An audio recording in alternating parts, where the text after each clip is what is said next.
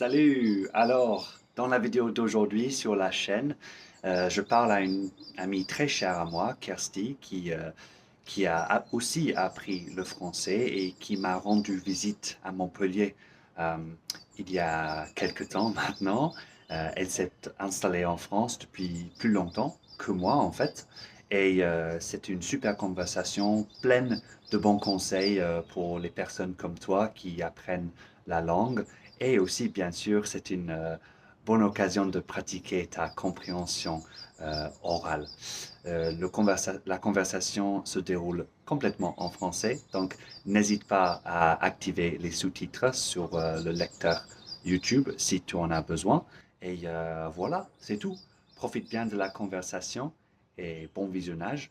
Donc, c'est parti pour la vidéo du jour. Alors, Kirsty, merci de nous rejoindre aujourd'hui à la plage. Avec plaisir. Tu habites où exactement en France parce que tu n'es pas dans le sud? Non, non, là je suis là avec toi pour ce week-end, mais d'habitude j'habite à Lyon. Je suis à Lyon depuis 3 ans et avant ça j'ai passé 4 ans et demi à Paris et quelques mois à Bordeaux. Oui, je dois dire que ça fait un plaisir qu'on soit ici tous les deux ensemble parlant français parce que j'aurais jamais imaginé il y a 8 ans qu'on en habitait à Londres, chacun pas loin de l'autre, qu'on serait ici 8 ans plus tard, capable de parler français. Oui, C'est fou, non? c'est un peu inattendu en effet. Ouais. Mais bon, oui, c'était une belle aventure pour toutes les deux, je pense. Et en effet, ça m'a frappé aussi l'autre soir quand on était toutes les deux avec nos partenaires français, du coup. Tous les quatre en train de parler et rigoler en français. En effet, j'ai eu la même réflexion que c'est un bel petit parcours qu'on a fait, quoi. Alors, dis à tout le monde d'où tu viens à la base, parce que nous, on s'est rencontrés à Londres, Oui. mais toi, tu es d'où? Moi, je viens d'Édimbourg, en Écosse. Et puis, je suis allée à Londres pour faire mes études. Et donc, c'est là que nous, on s'est connus. Puis, quelques années plus tard, j'ai fini en France. Ouais. Et quelle était la raison pour laquelle tu voulais venir en France? J'ai toujours été impressionnée par les gens qui parlent deux langues ou plusieurs langues. Je trouve ça assez classe quand ils peuvent changer juste comme ça, d'une langue à l'autre. Et du coup, ça m'a toujours attiré cette idée. Et en fait, le français, c'était la langue que j'ai étudiée à l'école.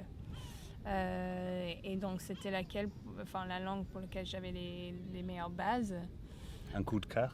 Non, Forcément. je dirais pas ça. C'était plus un truc de logique. Si je vais apprendre une autre langue, j'ai déjà les bases en français. Donc, ça semble plus logique d'essayer d'apprendre le français que d'aller dans un autre pays où j'ai jamais appris quoi que ce soit de la langue. Et du coup, cette idée de parler une autre langue, ça m'a toujours tenté. Et donc, à un moment donné dans mon parcours, j'avais l'opportunité de reprendre des études. Et à ce moment-là, je me suis dit, peut-être je peux faire deux choses à la fois et essayer d'apprendre le français en même temps. Et donc, j'ai regardé pour un master en France, qui était pour le coup enseigné en anglais, mais j'avais ma vie personnelle en français. J'ai cherché à être dans un colloque avec des Français. Et du coup, à travers eux, j'ai rencontré d'autres personnes. Et voilà, donc le français est venu comme ça, en fait. C'était par envie d'apprendre le français que je suis arrivée en France. Et c'était en m'immersant dans ma vie personnelle avec les Français que j'ai pu avancer avec le français. Quels étaient tes sentiments? Comment est-ce que tu te sentais ces premières semaines en France? Est-ce que tu t'en souviens? Alors, particulièrement dans le contexte de la langue. Oui, avant d'arriver à Paris, j'avais fait quelques mois à Bordeaux, donc c'était là vraiment mon première expérience de vivre en France. Je me souviens je trouvais ça assez frustrant. J'avais la sensation de ne pas pouvoir m'exprimer et de ne pas pouvoir expliquer ma personnalité, en fait. Et une chose qui m'a beaucoup frappée, c'était le fait de ne pas pouvoir s'exprimer sans sens d'humeur. Parce qu'en fait, c'est souvent comme ça, hein, quand on fait des relations avec des gens, c'est en faisant petites blagues, en taquinant. Oui, voilà. Et donc, le fait de ne pas pouvoir s'exprimer comme ça, je trouvais ça difficile. Donc, j'avais l'impression d'être un peu la petite fille silencieuse dans le coin, que les gens ils étaient sympas et patients avec moi, mais que je ne pourrais pas trop contribuer aux conversations et d'être un peu perdue, quoi. Oui. Mais ce n'est pas resté comme ça n'a pas duré. Qu'est-ce qui a fait que c'est devenu plus facile? Je ne sais pas si je pourrais dire que j'ai eu un moment déclencheur. Je pense que ça vient un peu avec le temps. Ça vient du fait que petit à petit, on reconnaît, qu'on comprend un peu mieux, qu'on arrive à s'exprimer un peu mieux. Donc, petit à petit, la frustration se réduit un peu. Mais je me souviens aussi de m'être dit que, en fait, je vais juste je vais sembler comme une idiote et je vais dire les mauvaises choses et je vais me tromper et ça va jamais être parfait.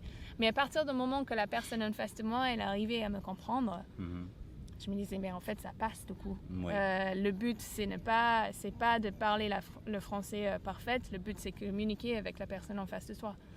Donc, c'est le premier but de n'importe quelle interaction. Oui. Et donc, je pense que je me suis enlevé peut-être un petit peu de pression en me disant ça. Je ne vais pas essayer de trouver le genre de chaque mot pour pouvoir conjuguer mon verbe, etc. correctement. Non. Est-ce que la personne en face de moi, elle a compris ce que je voulais dire? Oui. Du coup, ça c'est objectif atteint, quoi. Mission accomplie. C'est ça. Et voilà, donc ce que tu es en train de dire, c'est un état d'esprit d'adopter, non? Et ça vient avec le temps, mais ça, en te parlant, en se parlant, on peut se convaincre d'adopter cet état d'esprit. Je ne pense pas que ça vienne du jour au lendemain. Non. Mais en répétant la même chose, ça aide à surmonter la frustration qui arrive. Et je pense que c'est peut-être plus dur pour certaines personnes. Je pense que si tu es introverti à la base, tout ça c'est plus compliqué. Mais oui, c'est de se dire que c'est pas très grave en fait. Et si tu te mets à la place de la personne en face de toi, si on imagine que nous on est en Royaume-Uni, on a un Français qui vient nous parler et qui parle pas très bien, mais tu arrives plus ou moins à comprendre ce qu'il dit, jamais tu vas dire oh mais c'est trop chiant de devoir lui parler. Non, les gens généralement parlant, ils sont gentils quoi, ils sont pas là pour te juger pour ton mauvais français, quoi. Donc il faut se pardonner un peu tout ça, je pense, et se rappeler que c'est un voyage, c'est un parcours, quoi. C'est pas du jour au lendemain, c'est pas dans 6 mois que ça va être comme ça. Moi, je pourrais dire, je pense que j'ai senti cette impression d'être, de ne pas pouvoir vraiment m'exprimer. Ça a duré bien 6 mois, 1 an. Avant que je me sentais plus à l'aise. Et c'était encore peut-être 1 an après ça que je me disais, bon, là, je pense que je ne vais pas oublier mon français si jamais je quitte le pays. Oui. Parce que quand je suis arrivé, elle avait l'air très à l'aise. Elle avait déjà un petit réseau d'amis. Tu avais l'air bien intégré. Et je suis resté chez Kirsty, mon premier mois en France. C'est grâce à elle que j'ai pu survivre autant de temps que ça à Paris. Donc, merci beaucoup. Si tu disais à notre audience comment est-ce que moi j'étais quand je suis arrivé à Paris, si tu étais sincère avec tout le monde, comment est-ce que j'étais? Alors, il faut dire que toi et moi, on a des approches différentes dans l'apprentissage de la langue. À la vie. Toi, je dirais que tu étais la classique vouloir tout faire parfaitement, en fait. Parce que toi, tu es vachement intéressé par la grammaire, par la structuration, par le côté un peu technique d'une langue. Et du coup, je voyais en toi que tu te freinais parce que tu avais peur de ne pas dire exactement parfaitement ce que tu voulais dire. Donc, au lieu de juste dire quelque chose et voir si ça passe ou pas. Je pense que tu te freinais et tu t'es arrêté ou tu dirais pas ou tu laissais, le moment était passé déjà et du coup tu n'avais plus le temps de sortir ce que tu voulais dire. Et tu sais que je suis quelqu'un de très bavard. Ouais. J'aime rigoler, j'aime taquiner et comme tu disais tout à l'heure, c'est le plus difficile, ou une des choses les plus difficiles, c'est de ne pas s'exprimer et montrer sa personnalité. Et moi, j'avais des difficultés avec ça parce que, comme tu as dit, j'étais perfectionniste, je suis encore perfectionniste. Et donc, le choix, à ces moments où tu es bloqué, tu es coincé, tu ne trouves pas tes mots, le choix, c'est soit je parle imparfaitement, soit je dis rien. Et à ces moments-là, je préférais dire rien. Voilà. Maintenant, est-ce que tu vois un changement? Tu as avancé de ouf. Oui, donc je pense qu'il y a moins ce problème de est-ce que tu peux t'exprimer ou pas.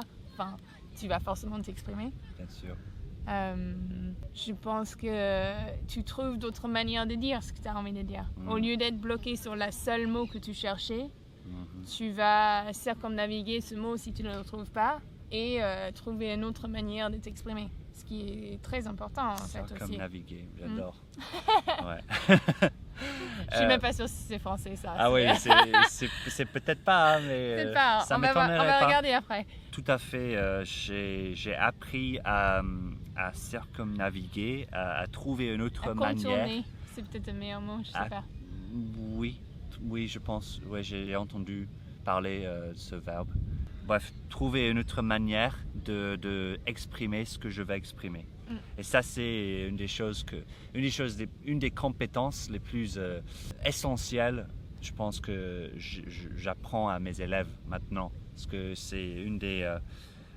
personne en parlait autour de moi dans la communauté d'apprentissage des langues étrangères, en ligne ou à Montpellier. Personne n'en parlait, mais j'ai dû apprendre par moi-même et je suis trop content que maintenant, aujourd'hui, tu l'évoques. C'est vachement important. Je vous conseille tout le monde d'apprendre à être à l'aise avec la simplification de ce que tu essaies de dire. Parce que c'est là, comme Kirsty a dit tout à l'heure, dans n'importe quelle interaction, le premier but, c'est de se faire comprendre, de faire en sorte que l'autre personne comprenne ce qu'on dit. Voilà. Et quand la vie avance, en fait, de plus longtemps qu'on passe en France, moi, ça fait plus que 7 ans maintenant que je suis là. Mais en fait, ça m'arrive toujours. Ça va être dans une situation différente. Peut-être c'est plus quand je vais à la boulangerie, mais ça va être parce que je dois gérer un truc de bricolage dans la maison, un truc comme ça. Et donc, j'ai toujours pas la terminologie pour ça. Du coup, oui, je vais pas avoir le mot pour dire, je sais pas, cette partie du tuyau précise derrière le frigo, etc. Mais en décrivant, en ayant autour le mot, faisant le tour du mot, en contournant le mot, les gens en face de moi, ils arrivent à comprendre plus ou moins. Oui. J'espère. Ouais. Ah non, c'est sûr. C'est sûr, non, c'est exactement ce qu'il faut faire. Du coup, c'est pour dire que tu utilises cette technique, entre guillemets, non, c'est toujours, une technique. Quoi. C'est une technique. Même les natifs. Si si un Français n'y connaît rien en bricolage, par exemple, il doit essayer d'expliquer avec le vocabulaire qu'il a. Voilà, et peut-être qu'ils se sont nuls, ils se sont un peu exposés, quoi. Et c'est le même sentiment, c'est juste que ça arrive peut-être moins souvent pour les natifs, parce qu'ils ont un vocabulaire plus large. Et voilà, donc c'est important. Bon, je pense que c'est tout, hein. Très très content de enfin pouvoir faire cette vidéo avec toi.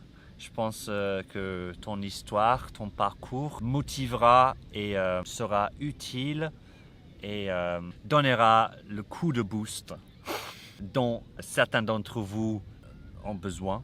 Vous allez nous dire dans les commentaires si vous avez des questions pour moi ou pour Kirsty, bien sûr, laissez-les ci-dessous. Mais jusqu'à la prochaine fois, merci beaucoup Kirsty de nous avoir rejoints. De rien. Et moi, je vous verrai très bientôt tout le monde dans une autre vidéo. Ciao, ciao. Cool.